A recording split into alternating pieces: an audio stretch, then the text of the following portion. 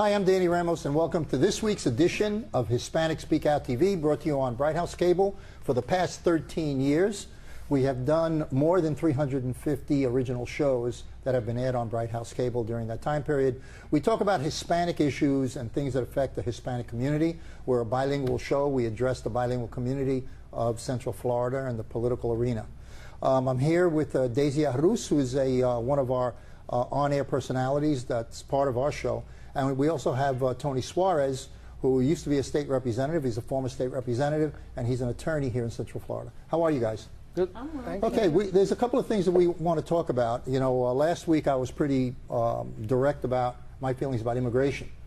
Do you think immigration is going to be solved in 2014? Personally, I do not think it's going to be happening. This legislature has decided it's going to be the most unproductive legislature in literally history. So I don't think that they're ready. There's any appetite on the Republican side to pick up the immigration reform bill.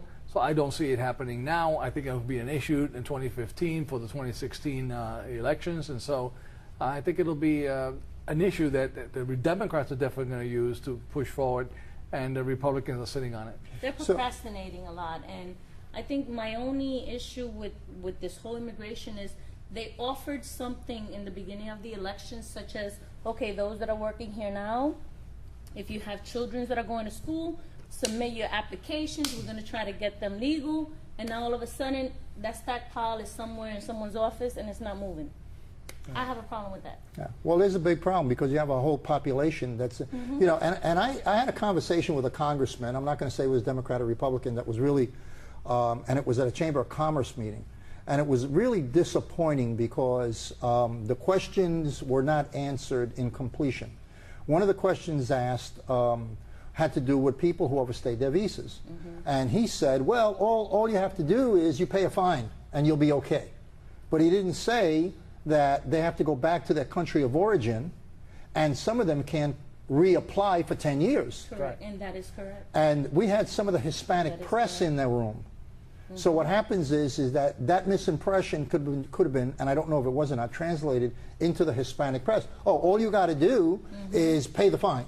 No, you got to pay the fine and you got to go back, and then wait. A decade later you can reapply. They left that out. So there's a lot of misinformation. Probably from the ignorance of the legislator who doesn't know the law. Correct. Because unfortunately, most legislators. This is a congressman. What? They don't. You think they actually read the law? No, they don't even read the laws they pass. They vote on. Vote on, much less the bills that have already law. I mean, in fact, I understand that John Boehner, Speaker of the House, just hired an immigration expert so that he can advise, because they don't really know the law. And so I think Congress is very famous. I love the quote by Nancy Pelosi when they passed the Affordable Care Act. Says, we'll pass it, then we'll read it. That's outrageous, isn't it? That has to go down in the annals of history as one of the biggest, stupidest statements ever made by an elected official in the history of the United States. But it's sad because you have 12 million people. A while ago it used to be 20, now it's down to 12. And this particular congressman said about, and it's true, 40% are visa stayovers and 60% are actually entered illegally. The 40% entered legally. But it's the same problem. No matter what, they got to go back. No matter what, they have to reapply. No matter what, it's going to be at least 10 years before they can come back again. There is no incentive for these people to do anything but what they're doing now. Well, I think that there's a macro picture here too, because while the immigration issue is only affecting 40 million people, or 12 million people, and we have 320 million citizens, it's not such a big an issue. The problem is it's magnified because it affects the Hispanic community so disproportionately. And since we become an important sector of the voting public, and also the economic flow of the American money. So it becomes an issue that way. And it's got to be resolved because, and particularly, I believe, I've been advocating this for some time within the Republican Party. Guys, you got to get up and wake up and smell the roses. Just look at the demographics. If you don't change this, our attitude toward the Hispanic community in the United States, we're going to find ourselves to be a regional party only in the Deep South and then owning about 7 or 8 states. What used to be the old Confederacy. You know, Let's not even touch that. so we're you know, it's something. For Yeah, you to wake you're up. absolutely right. I commented about that in the last show, and you know, I did a commentary about the Republican Party going out of business because we are becoming a nation of colored people, no matter what. So the Whether reality. they want to receive it or not, and that's, you know, you have to open these doors. You know, you holding them back and not wanting these people to come in, that's not the answer. Yeah, and you know, that's not the answer. the reality is they do contribute tremendously Yes, to, they do. to society because they do pay rent, they buy products. 12 million people are here buying products off the supermarket shelves. So they do a great economic impact on our society. And to be so trancao, you know, trancao means your brain is locked up, you know, not to look at the reality of this. They actually, in their minds, believe that all these people are drained on the economy. That it would be better off if they weren't here. I think that number is not true. Whatever, whoever's feeding that number, because my own life experience, and I'm talking, I wouldn't give you statistics. My anecdotal evidence of 37 years practicing law and seeing the people I represent, both illegal and legal, are hard-working people who come and they work. are. They come and work. They open up small businesses. They're out there struggling to try to put 2 pieces together, and they don't really expect anything from They- Right? government. They don't, You know- they don't take it for granted. And they you wanna know actually something? have to work for what they If have. anybody has the Republican ethic of self-reliance, Right. it's the immigrant. Right. Yeah. Yes. You know, because And they but cannot let's- rely let's on also address government. This, though. Immigrants are not only the Spanish people. Right. We have other types of immigrants. Well, you know, our show- yeah, you're right, I but our know, show you is know, Hispanic But a lot of oriented. times when you address that, you only look at the Latin population, but there are many other immigrants that come in. You was using an example of the Brazilians or the Venezuelans coming in and buying houses. A lot of people from other countries, they do the same thing. Right. So, you know, when you talk about the immigrants, talk about the big population that bring in money from their country. They probably work how many years, 10, 15 years. Then once they're here, they want to stay here and want to build There's something just here. a mentality, a locked mentality that says, oh, they broke the law, we're not going to do, we'll leave them in limbo. And it just doesn't work. It just doesn't work. Or they're taking jobs from American people. Well, you know, all you got to do is go up to a Apopka and see how many American people want to come off unemployment to go pick fruit. Right. You know, you want to come off unemployment, you're looking for a job, you're collecting unemployment. You know, go pick fruit in Apopka. You want to pick fruit? Go pick fruit. Then you can say that an immigrant is taking your job away. Or go to the meat packing houses, Not only that, the how butcher about houses. construction, hard and, labor, actually getting on a high riser and knocking on steel. That's a job. Yep. How many people want that kind of a job? lot of people don't. Exactly. So, Oh, and the minute they like get hurt or whatever, it's workers' comp. It's the American way. Let me just lay back. Give me surgery. Give me medication. You know, whereas let's say a illegal immigrant, he can't do that. If he hurts his back, he better get fixed in 2 days. To or get not back get up. fixed, and he keeps working. Right. Exactly. He so keeps working. There's a lot of variations of talking about how they're taking people's jobs. No, it's if you want a job, you make it work for you. Okay. Well, you know, my position is they should open the door, do background checks, make sure that these people don't have felony convictions and this kind of thing. Certainly, the children, the other dilemma is that there are children who have been born here Yes. and their parents are illegal. That's a big dilemma. Those people should be allowed because their children are U.S. citizens. And we have to remember how And all this actually, started. it's a case-by-case basis, Yeah. too. I have an issue with that because, okay, let's say a person comes illegally and then they start popping 5, 10, 15 kids. And I mean, I know I'm exaggerating. But Well, don't okay. exaggerate here because people are watching. Kids have kids, and it's because of big family. Right. So, there is a limit to everything. Yeah, but they do buy a lot of Campbell's soup now, so you got to remember that. But I think that the immigration problem is a big problem. I just it's a shame that we got this big battle going on with Obamacare that's taking the attention away from both parties from that issue because there's a lot of people in limbo, and I know people for many years that are here illegally, and it's a psychological terror that they're going through. It It's is. a fear. It's a fear, it's and tremendous. no one wants to live in fear. Yeah. And I speak from personal experience. I have friends that are hard workers, and all they want is a fair chance. Okay. You We know? only have 2 minutes left. Anything else you want to hit, Tony? Well, Obamacare, for example. Well, no, I just wanted to make reference to you. I don't know if we get a chance to speak to it, but I've recently assumed presidency of the Puerto Rican Bar Association in the state of Florida. Congratulations. And thank you. Congratulations. And we're going to be trying to do something in the next coming year. I have been in constant contact with the president of the Bar of New York and Puerto Rico. I just came back from Puerto Rico. I met with the members of the bar down there and the deans of the law schools there to put together something we have spoken about here about the moot court competition. But it looks like we can put together for next year a convention of the Puerto Rican Bars Association in New York, Florida, and Puerto Rico here in You're gonna be Orlando. Here in Orlando. Because I know they're going to fight for Puerto Rico. They're going to fight. But Orlando's middle ground. Yeah, it'll be in Orlando Great. in October. I haven't picked the exact date in October, but it'll be October. I think that's pretty exciting. The first time that we'll have something like that happening, and hopefully good things will come of that. So. Yeah, well, that's going to be a political powerhouse. Yeah, I hope so. Big And time. certainly by 2016, the presidential roll right. around, we would have a couple of more years. Are most Puerto Rican lawyers Democrats? General question. I don't know. You're not answering. You know, Don't answer. Or Republicans. Trust me. I mean, don't where's answer. the leaning? Where's the leaning? I can tell you, It's almost- probably from New Yorkers. Probably from New Yorkers. New Yorkers are probably Democrats. Here, my sense is they're more Republicans. On the island, I don't think they're either, because they're pretty much split on the island between the two parties, and neither one really identifies so much with Republican or Democrats. So it's something in action to see. But we're here in Orlando. We are definitely different than the guys from New York who are almost uniformly Democrats. Yeah. Tony, we've run out of time, so give me a minute and we'll introduce what's coming down the pike here in the next two segments. We have Senator Nan Rich following up with us, and she is going to, she's running for governor for the state of Florida, and she's a senator from the South Florida area.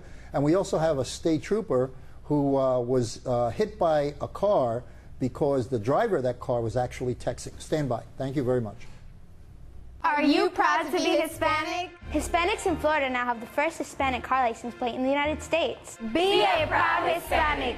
Put the Hispanic plate on your car. I want to be a doctor. I want to be a scientist. I want to be an engineer. I want to be a police officer. I want to be a professional dancer. By getting the Hispanic plate for your car, You will support scholarships and community programs. The Hispanic plate is available at any Department of Motor Vehicle office. Call now at 321-277-0850 or visit HispanicAchievers.org. Hi, I'm Danny Ramos, and welcome back to Hispanic Speak Out TV. We are on the air every single week, Tuesday night at 9:30 p.m. on Bright House, and we've been on the air for the past 13 years. We address issues that are pertinent to the bilingual Hispanic community, and tonight we welcome Nan Rich, who is running for governor of the great state of Florida. Nan Rich is from Broward County, and she term limited out in 2010, and she has a very impressive record. She was the Senate leader for the Democratic Party when she termed out. And we're here to discuss some topics that are of interest. We're going to divide this interview up into 4 different segments, which will air 1 segment per week on a different topic. Welcome, Nan, and of course my co-host, Jose Miranda, who's been with me on the air for a number of years now. You want to lead off, Jose? Sure. Thank you for having me. You're welcome, and we're glad to have you here. Yeah, absolutely. First question is, you termed out, you served, you've done your duty, okay? Why are you jumping back in the middle of the fray again? Particularly this one. This is going to be hot. People ask me that question quite often.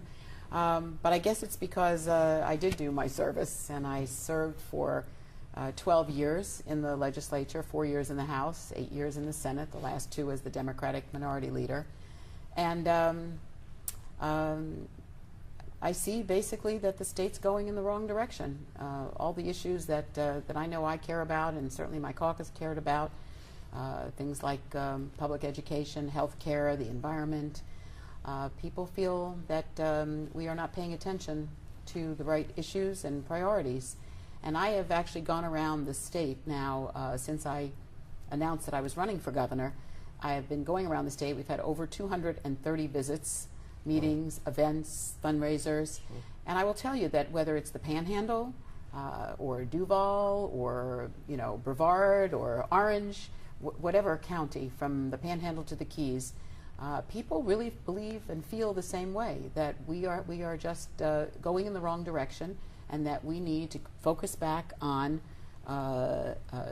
using government resources for the purpose for which they were intended, and that is for high quality public education, for taking care of our environment and our water resources, for health care for all people in Florida, instead of having the second highest number of uninsured children of any state in the nation. I mean, that's nothing to be proud of, and it is going in the wrong direction. So those are the reasons pretty much why I've decided to throw my hat in the ring.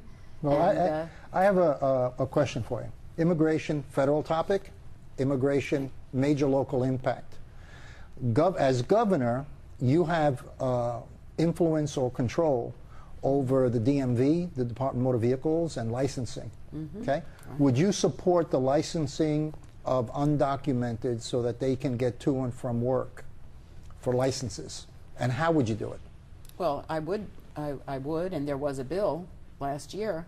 I was not in the legislature, as I mentioned, last year, but there was a bill which I certainly would have supported, and actually almost all the legislators supported it. I believe that maybe only one or two of the entire body, both House and Senate, did not support the bill. I think the Senate passed it unanimously, and the governor vetoed it. And I think that was really, just an embarrassment, because the legislature understood that in order for young people who are going to school, needing jobs, to be able to get to and from, to improve themselves, to become productive members of our community, of our state, they need to be able to drive. We don't have any mass transportation in this state. We have very little public transportation. People drive around in cars. So that was really a shame for that to happen. I've also been a very strong supporter of the DREAM Act, which allows the same, group to be able to go to college for the same cost that, just because someone was brought here by their parents and it's through no fault of their own, they all of a sudden find out that they cannot have the same benefits that another young person in their class gets when it comes to going to college. And the courts have now actually reversed that. So I believe that we will see. We have seen a lot of the colleges, particularly the community colleges, have already reversed themselves on that and are offering the same tuition for all. So you don't believe we should just put them all on a bus and deport them, or self-deport? No, that wouldn't be a word that would be in my vocabulary. Self-deport. When you have people, when you have people, we're an immigrant country. We're made up of immigrants from all over the world. Most people came from someplace else. The only people that didn't are the Native Americans, and we can't be too proud of some of the things that happened there. So, I just say we need to treat everybody with fairness and equality and equity, and then I think we'll be doing a much better job than we're doing now. There are a lot of people in this country that whose they were born here, but their parents weren't. So their parents actually run the risk of being deported, and these kids are 12 years old or 14 years old, and they were born here. Do you think that there should be a fast track for that kind of situation, for at least residency? Yes, I do, and it's the same thing on the flip side when they talk about deporting children, who are not documented, who were brought here by parents who overextended their visas, and then I had a number of young people come to my office when I was a state senator from Cypress Bay High School, public high school in Weston, where I live, and they all were coming with friends of theirs who were having this difficulty, and they were, they had been lifelong friends, these kids, from kindergarten, because their friends had come here when they were babies. And where are they deporting them to? To a place where they don't know anybody, where they don't have any family? That's cruel. It is very cruel. We're out of time right now for this segment. We'll be back next week for another shot at Nan Rich and her topics pertinent to the Hispanic community. We'll see you next week. Welcome back to Hispanic Speak Out. I'm Maribeth Gonzalez, a family law attorney in Central Florida, and I'm here with Jose Miranda and Trooper David Rodriguez. And we're here to speak to you about the dangers out on our highway. David Rodriguez, can you tell us a little bit about what happened to you, the accident that occurred to you while stopping a vehicle in the highway? It was about 2 years ago. I had a vehicle stopped up on the 528 here in Orlando, which is the Beeline Expressway in the airport area, and had cut the person a break, and they had gone off. And I remember it was an early morning, about 8:30 in the morning. Traffic started getting a little heavy, so I decided to go ahead and go grab a cup of coffee. And basically, the last thing I remember, I was actually going into my saddlebag to put my gloves on, and I was parked on the inside emergency lane. And next thing you know, I remember going into a very, very, very deep, deep sleep. I remember telling myself, "Wow, it's so dark. Where am I?" And I get goosebumps thinking about it. But I remember how I felt, and it was such a peaceful feeling inside. Actually, I can't explain it any other way. So someone hit you while you were on the side of the road, right? Eventually, I figured that out. Okay. At the moment, I didn't know anything. I just know, hey, where am I? What's going on?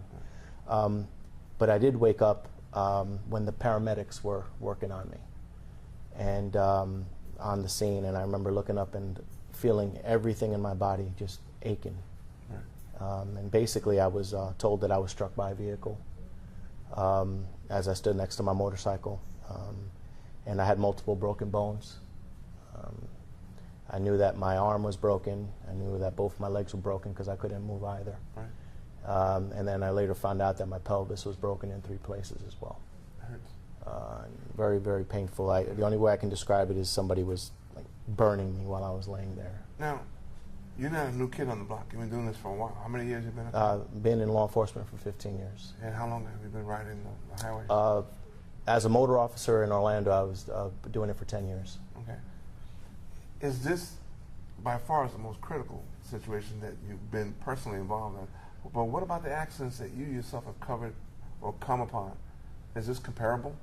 Oh, I see it on a daily basis here in Central Florida. I mean, you have so many people in this area coming from all parts of the world. Why? Because they want to come here, for Disney and all the attractions that we have here, and people drive differently in different areas of the world, and they come over here and everyone just starts running into each other. Is there a law that would help prevent these incidents to occur?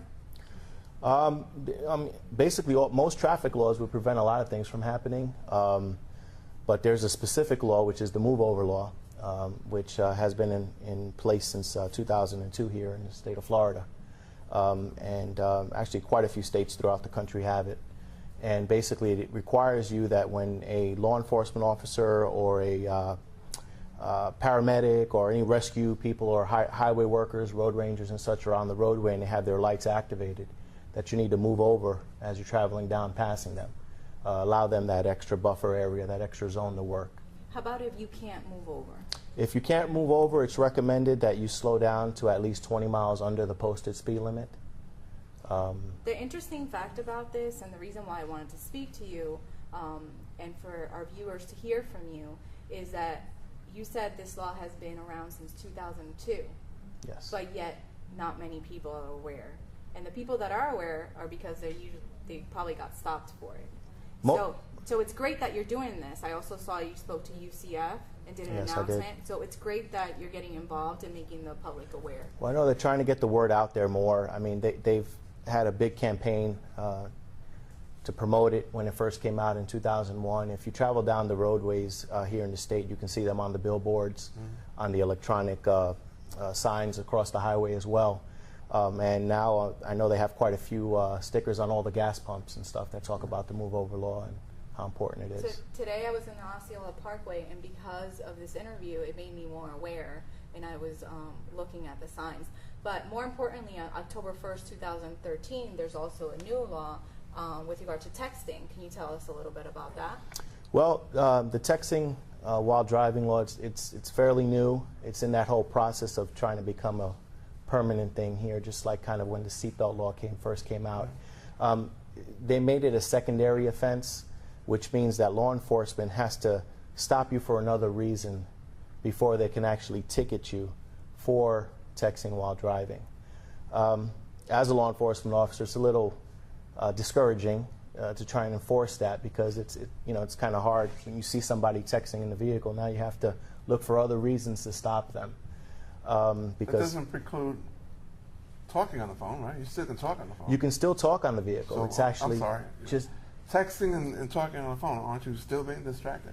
I agree. Should we not just disallow all that altogether? I think that anything to do with a cell phone should be illegal in a vehicle. Talking on the phone, unless it's a hands-free kit or something like that. But anytime you have an electronic device in your hand, you're doing two things at the same time. Yeah. There's no way of concentrating fully on operating the vehicle. Well, it's interesting that you said it was in its beginning stages, because I was looking at it, and as a defense attorney, it doesn't.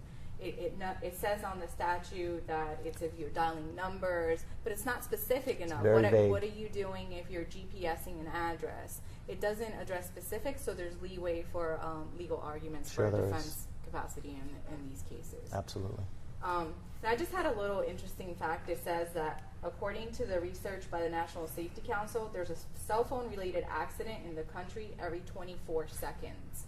And also that 3,000 people have been killed distracted because of driving accidents. So it's very important that you're here today, and we're very thankful to let the community know what is going on. And with regards to the penalties, what are you facing? Because there's some controversy with regards to the texting law. Some people say it's too lenient, and some people are saying it's a start. So what is the penalties for texting? The penalties for texting, it's going to be a moving violation, but it's going to be based on your first offense. Okay. After that, it'll be points on your license, with the second offense and such forth. So it's pretty hard to really narrow it down. I hear it from both sides. Some people are like, well, it's only $30 the first offense, and then I hear It is $30 your first offense. That's by Florida statute. But then the county tax on their fees as well. So it's actually a lot higher than that. And it differs by county. Yes, it does. So there's people that are pro the texting statute because they think it's a good thing, it's a start, and then there's people always like with everything against it, saying it's just a slap in the hand and we should have harsher penalties. On the personal side, you're a family guy. Your Yes, kids I am. and stuff. How has this accident affected you and the family? It I mean, you can't pick up the kids like you used to. it, You hurt- your it body has hurts.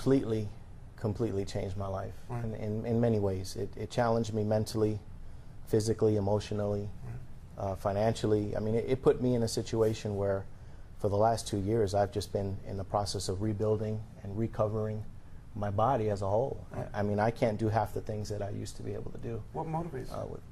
Well- Here's a 15-year veteran, a cop, macho man, for lack of a better word. Okay, what motivates you each day to move forward with your injuries and stuff?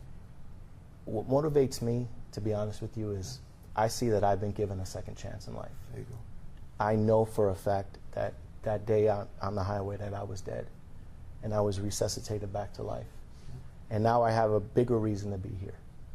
I got my family, friends, co-workers, and I feel like my role now is just to get the message out there because I can save lives in the future. Thank you, Trooper Rodriguez, for coming to the show and helping our public be aware about these dangers in our highway. Thank you so much for joining us. Appreciate it. Come back next week to Hispanic Speak Out to see more of what's going on in your community.